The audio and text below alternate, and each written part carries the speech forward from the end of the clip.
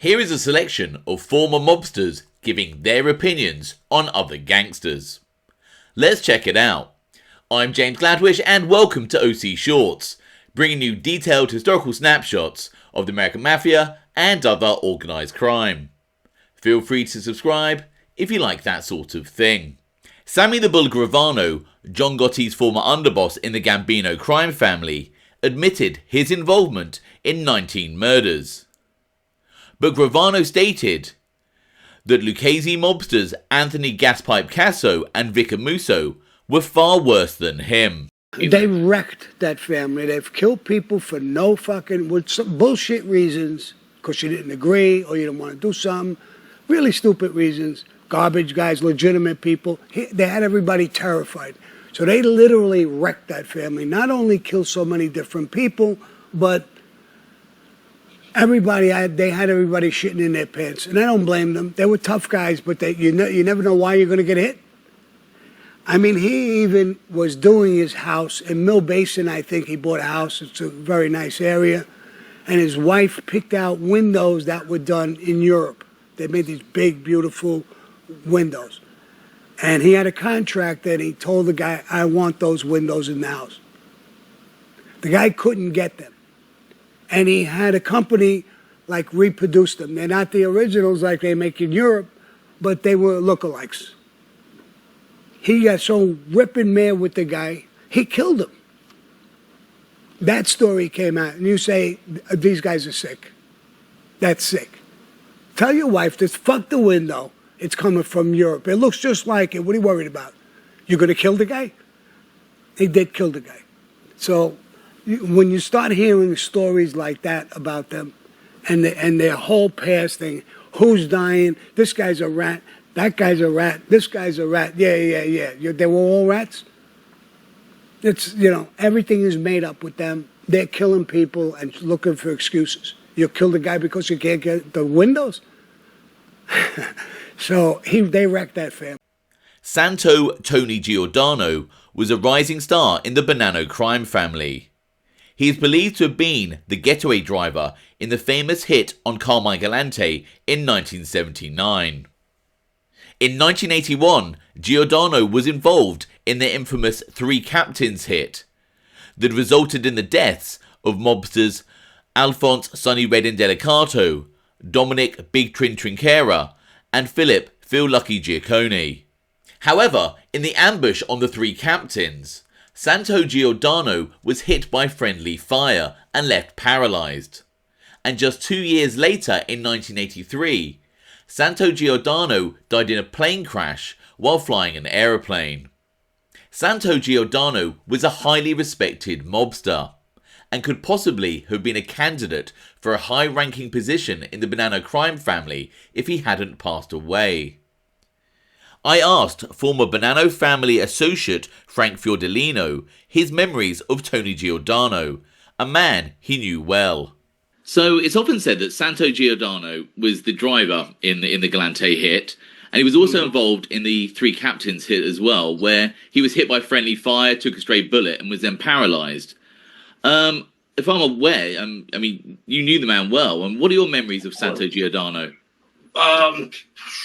He didn't come off as a gangster at all. Very smart, very friendly. Out of that whole group, if somebody was always welcoming when I was around, it was him, because we were like family as well. He was into skydiving at one time. He built a car. He had a mechanic shop in Lower Ridgewood, which would be the cusp of where Bushwick is. And he was He was very intelligent. He had Vito brought it up good one time. He goes, he had presidential qualities. Okay. To make you understand what type of person he was. I remember bringing him up with Ali Persico, which I was surprised he even knew him. And Ali didn't talk much about him. I was his cellmate in MDC for about a year and a half. And he said something to the effect like, things would have been a lot more different if he was still alive. So, people underestimate what kind of power he had in that family.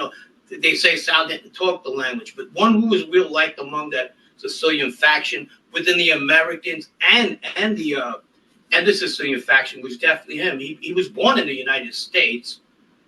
He went back to Italy with his dad at one time, and then he came back here. And what changed his life was like a Michael Corleone moment.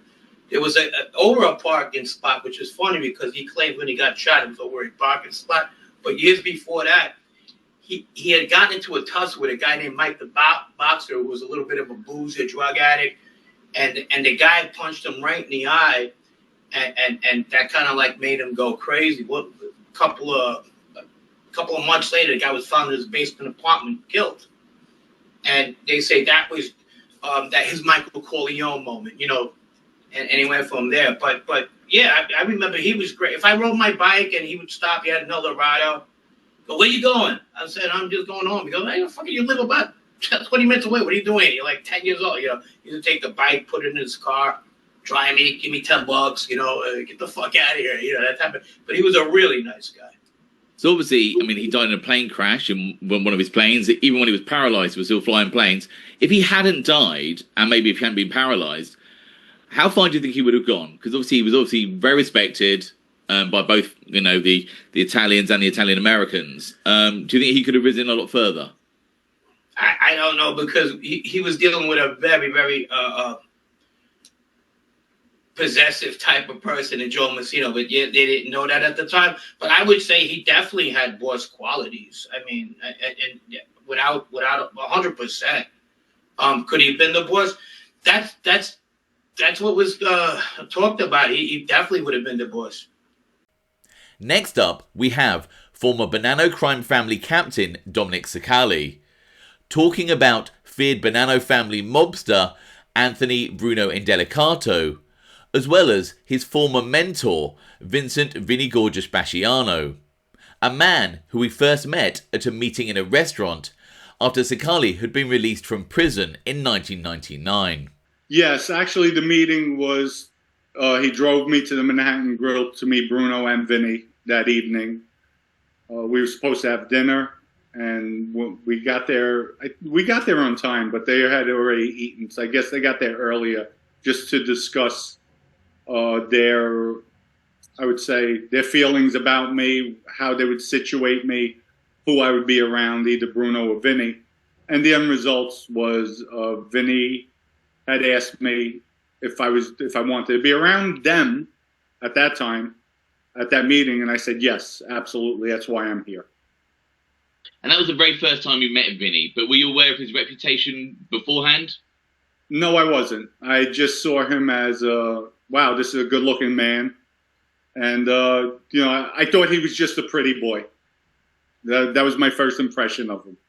We'll talk a little bit about Bruno Indelicato, because he's quite a fascinating figure for a lot of people. Spent a lot of time in prison over 2 stretches. You obviously know him very well. Did he ever talk about his father's murder at all? No, he never discussed it. That was something he didn't discuss. But at one time, you know, when things came up as far as with Joe Messina, Bruno just left it in the past. It was part of the life. Bruno accepted it. And that was basically it. Whereas if it was Vinny's father that was killed, Vinny might put out there he's accepting it. But Vinny would have definitely killed Joe, took Joe out at one point in time. So Bruno understood it was just part of the life. He held no open resentment towards Messina. Where you say Vinny would have taken it personally. Yes, you have two different, even though both men are extremely serious and, you know, will put in the work. They have different mindsets where Vinny's just more, I would say it's more about his reputation, the way he feels inside what should be done. Where Bruno's more accepting, forgiving. Vinny would have never forgiven that. And then obviously another famous hit that Bruno was involved in was the Carmine Galante hit in 1979. I know a lot of made guys obviously don't talk about the hits once they've been done, but there are some people, I think you guys call them washerwomen, who do like to discuss things. Did he ever discuss the Galante hit at all, or mention it in passing? No, and I would never bring it up because those are things you just don't talk about. You already know that. You know, unless actually, Vinny and I on one time we were in the Bahamas. We went up on the parasailing with the boat.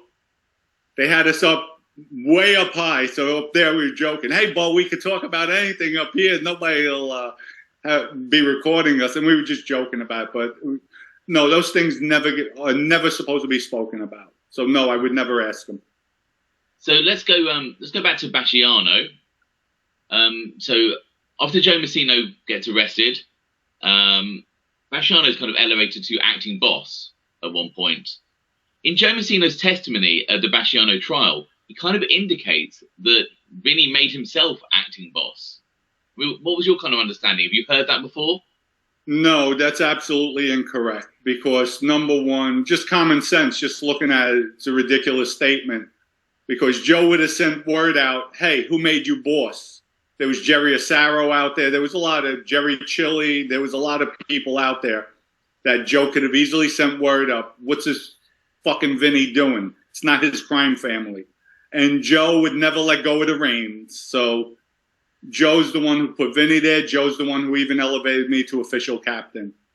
And Vinny, when we told everybody, we went around letting everybody know new position and everything.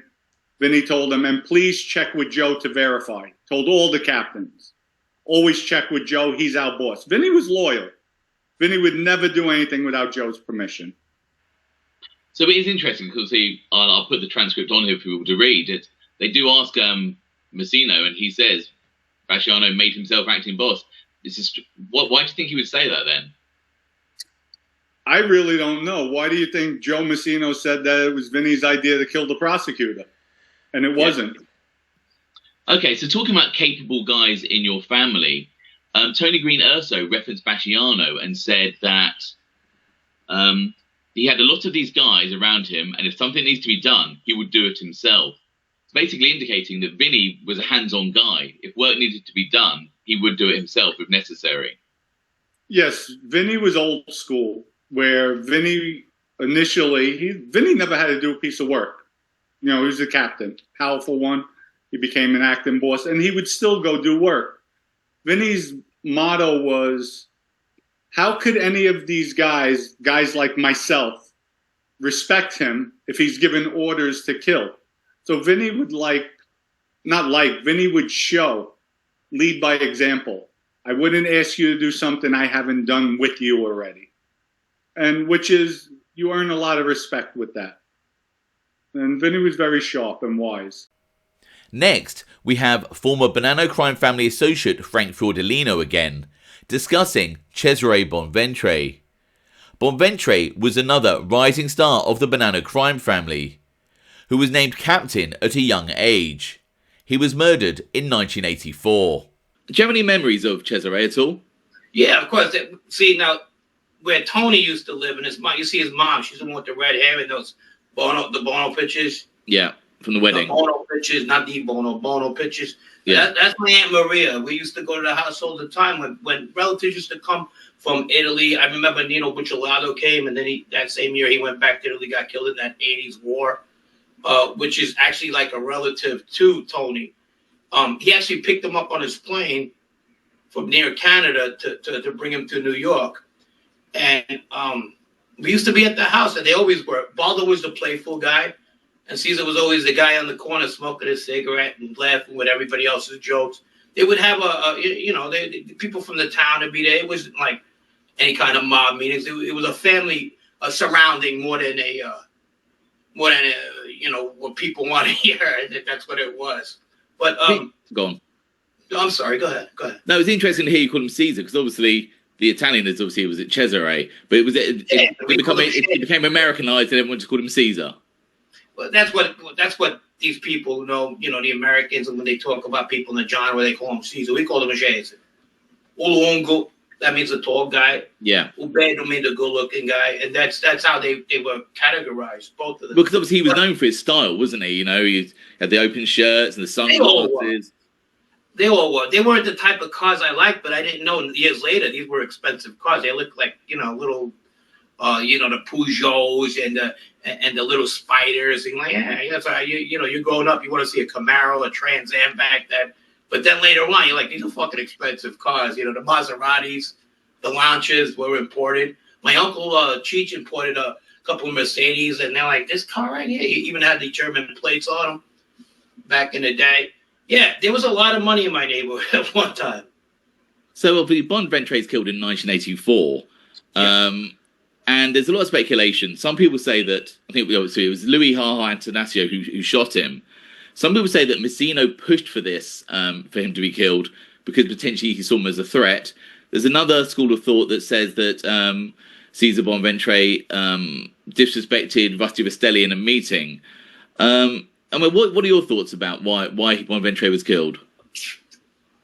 His incentive was to be at the top again. I think if Rastelli was on the fence, Massino pushed him right over. Massino always says it was a Rastelli call. And a lot of it came out with the 302s. I was in jail with Pete Calabrese, who was also there. He on that murder, and in the ha guy. But it was like, I think Vitali actually shot him. They fought over the steering wheel. That's right. Yes. You know, they fought over the steering wheel. He was still alive when he shot him. And then he shot him again, and then they picked him up and put him in the trunk. If I remember, it was 302. And then they stabbed Cesar again. Yeah. What was the motive to that?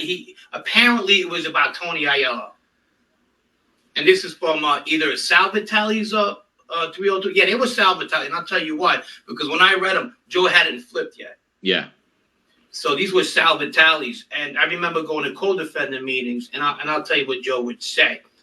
But apparently, Tony felt that Cesar had his foot on his neck, you know, for extorting him over the drug sales. That's it, yeah. And somebody went to, and I guarantee you, I don't know, this speculation, it was probably Tony the Indian who was the go-between, and knew Rastelli well, and knew Tony Aiello well, that related that message, you know. And he told him to stop. He told him, you know, you're getting enough from the guy, take it easy. And he told him something like, this has nothing to do with you, mind your business.